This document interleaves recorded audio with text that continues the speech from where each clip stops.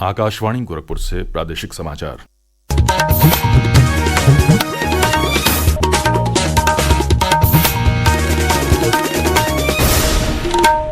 नमस्कार। समाचार बुलेटिन के साथ मैं विकास राय। पहले मुख्य समाचार। प्रधानमंत्री Narendra Modi order of the Republic of Trinidad और टोबैगो पुरस्कार से हुए सम्मानित। कहा, सर्वोच्च राष्ट्रीय पुरस्कार मिलना सम्मान की बात। इलाहाबाद हाईकोर्ट की लखनऊ खंडपीठ ने प्राथमिक स्कूलों के विलय के खिलाफ दायर याचिकाओं पर पूरी की सुनवाई, फैसला सुरक्षित। मुख्यमंत्री योगी आदित्यनाथ ने लखनऊ में 3 दिवसीय आम महोत्सव की शुरुआत की। कहा, किसानों की आमदनी बढ़ाने की दिशा में ठोस कदम है ये महोत्सव।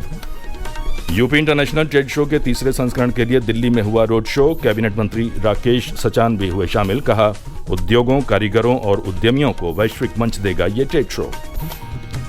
और मानसूनी बारिश से प्रदेश की कई नदियां उफान पर। मौसम विभाग ने पश्चिमी उत्तर प्रदेश में जताई भारी बारिश की संभावना। और अब समाचार विस्तार से। प्रधानमंत्री नरेंद्र मोदी को कल त्रिनिदाद और टोबैगो में order of the Republic of Trinidad और टोबैगो से सम्मानित किया गया। इस अवसर पर श्री मोदी ने कहा कि उन्हें देश के सर्वोच्च राष्ट्रीय पुरस्कार से सम्मानित किया जाना सम्मान की बात है। उन्होंने कहा कि वे 140 करोड़ भारतीयों की ओर से इसे स्वीकार करते हैं। इलाहाबाद हाईकोर्ट की लखनऊ खंडपीठ ने कल प्रदेश के प्राथमिक स्कूलों के विलय के खिलाफ दायर याचिकाओं पर अपना फैसला सुरक्षित रख लिया। प्रस्तुत है एक रिपोर्ट। न्यायमूर्ति पंकज भाटिया ने सीतापुर की कृष्णा कुमारी समेत 51 स्कूली बच्चों की याचिकाओं पर लगातार दूसरे दिन सुनवाई पूरी की। याचिकाकर्ताओं का कहना है कि राज्य सरकार का ये फैसला शिक्षा के अधिकार का उल्लंघन है। वहीं दूसरी तरफ राज्य सरकार ने अपना पक्ष रखते हुए कहा कि ये कदम स्कूलों के बेहतर प्रबंधन के लिए उठाया गया है। स्कूलों के विलय होने पर बच्चों के घरों से स्कूलों की दूरी बढ़ने के सवाल पर सरकार ने कहा कि बच्चों के लिए परिवहन की उचित व्यवस्था की जाएगी। मुमताज अली की रिपोर्ट के साथ समाचार कक्ष से शैलेंद्र शर्मा। इलाहाबाद हाईकोर्ट ने मथुरा स्थित श्री कृष्ण जन्मभूमि शाही ईदगाह मस्जिद विवाद मामले में कल उस अर्जी को खारिज कर दिया जिसमें भविष्य की सभी कार्यवाहियों में ईदगाह मस्जिद को विवादित संरचना के रूप में संदर्भित करने की मांग की गई थी। ये अर्जी इस मामले में पक्षकार और अधिवक्ता महेंद्र प्रताप सिंह ने दाखिल की थी।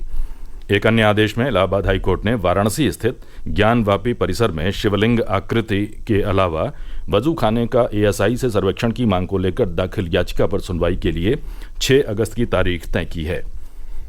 मुख्यमंत्री योगी आदित्यनाथ ने कल लखनऊ के अवध शिल्प ग्राम में 3 दिवसीय उत्तर प्रदेश आम महोत्सव 2025 का शुभारंभ किया। महोत्सव में देश भर के बागानों से चुनकर लाए गए 800 से अधिक किस्मों के आमों की प्रदर्शनी लगाई गई है। इस मौके पर मुख्यमंत्री ने कहा कि आम महोत्सव न केवल किसानों की आमदनी बढ़ाने का माध्यम है बल्कि प्रधानमंत्री नरेंद्र मोदी के आत्मनिर्भर भारत और विकसित भारत के विजन को साकार करने की दिशा में एक ठोस प्रयास है।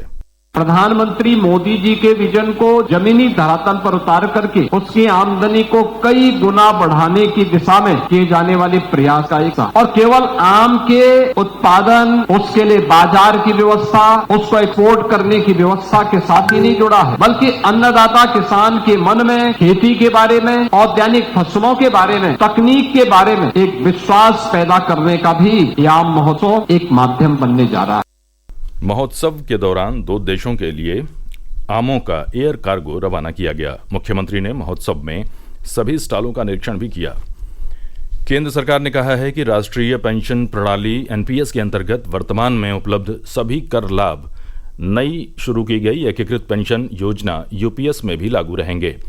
वित्त मंत्रालय ने कहा कि यूपीएस को कर ढांचे के अंतर्गत शामिल करना पारदर्शी, सुगम और कर कुशल विकल्पों के माध्यम से केंद्र सरकार के कर्मचारियों के लिए सेवानिवृत्ति सुरक्षा को मजबूत करने के सरकार के प्रयास में एक और कदम है। नेशनल टेस्टिंग एजेंसी ने कल common university entrance test CUET 2025 का परिणाम घोषित कर दिया। ये परीक्षा देश के विभिन्न केंद्रीय विश्वविद्यालयों और अन्य शिक्षण संस्थानों में स्नातक और स्नातकोत्तर कार्यक्रमों में प्रवेश के लिए आयोजित की जाती है। प्रादेशिक समाचार आप आकाशवाणी गोरखपुर से सुन रहे हैं। ये समाचार बुलेटिन हमारे YouTube channel AIR news Gorakhpur और एक्स हैंडल AIR News_GKP पर भी उपलब्ध है।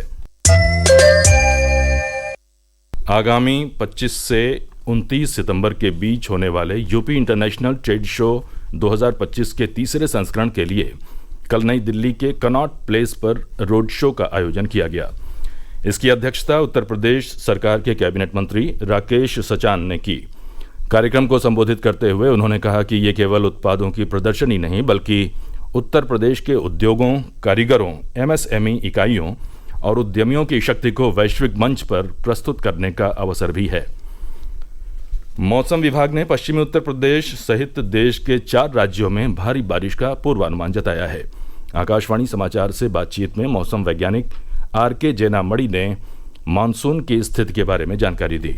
5 तारीख नाइट से 7 तारीख का नाइट तक मानसून एक्टिव रहेगा। पश्चिम हिमालयन के क्षेत्र में हम लोग रेड कलर दिए हैं। मेनली जो 6 तारीख और 5 तारीख का जो है हिमाचल प्रदेश उत्तराखंड में, तो राष्ट्रीय राजधानी दिल्ली में भी धीरे धीरे बारिश बढ़ेगा और मेनली हम लोग जो है 6 तारीख को लाइट टू मॉडरेट रेनफॉल दिए हैं। प्रदेश में हो रही मानसूनी बारिश के चलते कई जिलों में नदियों के जलस्तर में बढ़ोतरी से बाढ़ का खतरा पैदा हो गया है। कल बदायूं में गंगा और लखीमपुर खीरी में शारदा खतरे के निशान से आधा मीटर नीचे बह रही थी। प्रयागराज में गंगा और यमुना उफान पर हैं। प्रयागराज के जिलाधिकारी रविंद्र कुमार मांदड़ ने बताया कि बाढ़ को लेकर समीक्षा की गई। प्रशासन पूरी तरह से तैयार है। 88 बाढ़ चौकियां बनाई गई है। 47 विलेजेस को चिन्हित किया गया है जो संवेदनशील है। परंपरागत रूप से जहां पे जल प्लावित क्षेत्र हो जाते हैं वहां पर भी हम लोगों ने अपनी टीम्स को डिप्लॉय किया है। एनडीआरएफ और एसडीआरएफ की टीम्स को डिप्लॉयमेंट किया है और जो हमारे रेवेन्यू और अदर स्टेक होल्डर डिपार्टमेंट है सभी की डिटेल ट्रेनिंग कराई गई है। मॉक ड्रिल्स भी संपन्न हो गए। श्रावण माह में होने वाली कांवड़ यात्रा को देखते हुए प्रदेश के विभिन्न जिलों में तैयारियों को अंतिम रूप दिया जा रहा है। अमरोहा जिले में वहां के पुलिस अधीक्षक अमित कुमार आनंद ने कल संभावित जुलूस और कांवड़ मार्गों का निरीक्षण कर तैयारियों का जायजा लिया। उन्होंने स्थानीय लोगों, नागरिकों और व्यापारियों के साथ यात्रा के सुचारू संचालन को लेकर बातचीत भी की। फर्रुखाबाद में वहां के जिलाधिकारी आशुतोष कुमार द्विवेदी और पुलिस अधीक्षक आरती सिंह ने श्रृंगी रामपुर घाट पर कांवड़ यात्रा की तैयारियों का जायजा लिया। मुजफ्फरनगर जिले में जिलाधिकारी उमेश मिश्रा और वरिष्ठ पुलिस अधीक्षक संजय कुमार वर्मा ने कल कांवड़ शिविरों के संचालकों के साथ बैठक की। बैठक के दौरान शिविरों के संचालकों से शिविर के लिए अनुमति लेने को कहा गया। हापुड़ जिले में भी कांवड़ यात्रा को लेकर व्यापक तैयारियां की गई हैं। मुहर्रम की 8वीं तारीख को गोरखपुर जिले की मस्जिदों और घरों में हजरत इमाम हुसैन की याद में महफिलों का आयोजन किया गया। इस अवसर पर गोरखपुर शहर के गोरखनाथ इलाके के जामिया अल इस्लाह एकेडमी के करीब 200 बच्चों को इमाम हुसैन की जिंदगी और मिशन के बारे में जानकारी दी गई। बच्चों ने सामूहिक कुरान ख्वानी भी की। इस बीच मुहर्रम के जुलूस को देखते हुए प्रदेश के सभी जिलों में सुरक्षा के कड़े इंतजाम किए गए हैं। विभिन्न जिलों में पुलिस और प्रशासन के वरिष्ठ अधिकारी समीक्षा बैठकों और फ्लैग मार्च के जरिए सुरक्षा व्यवस्था को चाक चौबंद बनाने में जुटे हैं। प्रदेश के संभल जिले के जूनावई थाना क्षेत्र में कल देर शाम बारातियों से भरी कार एक स्कूल की दीवार से टकरा गई। इस हादसे में दूल्हा समेत 5 लोगों की मौत हो गई जबकि करीब 5 लोग घायल हैं। कार सवार सभी लोग बदायूं जिले में बारात लेकर जा रहे थे। वहीं उन्नाव जिले में कानपुर लखनऊ राष्ट्रीय राजमार्ग पर शेखपुरा नारीकट के पास कल शाम एक अनियंत्रित ट्रक ने एक बाइक और पिकअप को टक्कर मार दी। इस दुर्घटना में 3 लोगों की मौत हो गई जबकि 3 अन्य घायल हैं। और अंत में मुख्य समाचार एक बार फिर। प्रधानमंत्री Narendra Modi order of the Republic of Trinidad और टोबैगो पुरस्कार से हुए सम्मानित। कहा, सर्वोच्च राष्ट्रीय पुरस्कार मिलना सम्मान की बात। इलाहाबाद हाईकोर्ट की लखनऊ खंडपीठ ने प्राथमिक स्कूलों के विलय के खिलाफ दायर याचिकाओं पर पूरी की सुनवाई, फैसला सुरक्षित। मुख्यमंत्री योगी आदित्यनाथ ने लखनऊ में 3 दिवसीय आम महोत्सव की शुरुआत की। कहा, किसानों की आमदनी बढ़ाने की दिशा में ठोस कदम है ये महोत्सव। यूपी इंटरनेशनल ट्रेड शो के तीसरे संस्करण के लिए दिल्ली में हुआ रोड शो। कैबिनेट मंत्री राकेश सचान भी हुए शामिल। कहा, उद्योगों, कारीगरों और उद्यमियों को वैश्विक मंच देगा ये ट्रेड शो। और मानसूनी बारिश से प्रदेश की कई नदियां उफान पर। मौसम विभाग ने पश्चिमी उत्तर प्रदेश में जताई भारी बारिश की संभावना। इसी के साथ ये समाचार बुलेटिन समाप्त हुआ।